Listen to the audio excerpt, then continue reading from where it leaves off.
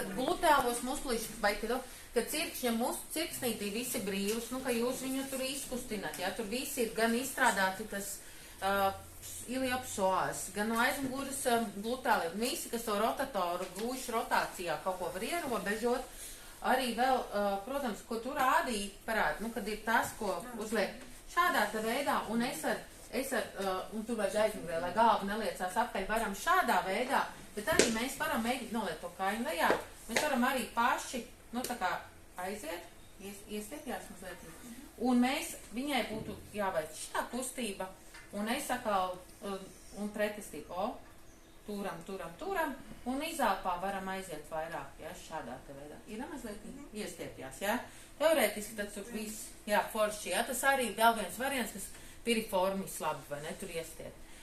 Nākošais, ko mēs īsos aduktorus mēs varam šādā veidā lūk, vai šādā veidā, ja citiem, piemēram, tas ir par neiespējamo misiju, mēs varam šādā veidā nolikt.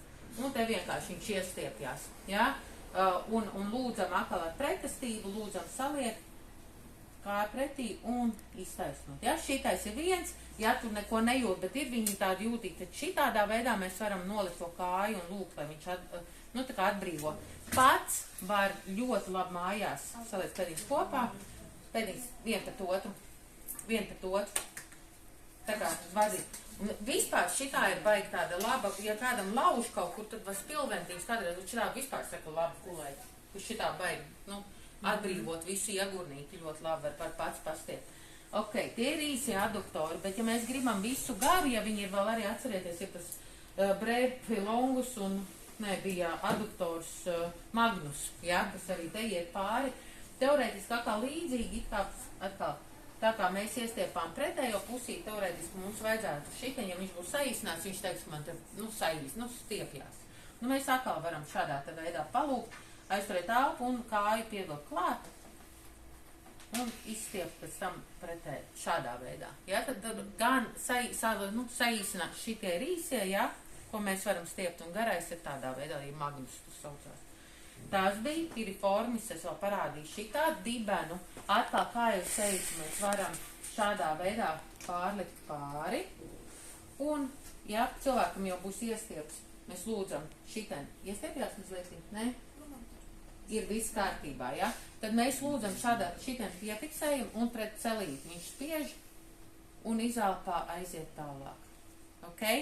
Tās būs dibens. Gribam šitai pusītei, piemēram, iestiept tenzoru fasciolāti, noliekam kājiņš šitā stāv, un mēs atkal aizjām šādā veidā. Un tad arī sanāk, ka mēs jūt kaut ko pišķiņ, šitien kaut kur, ja, vai te kaut kur.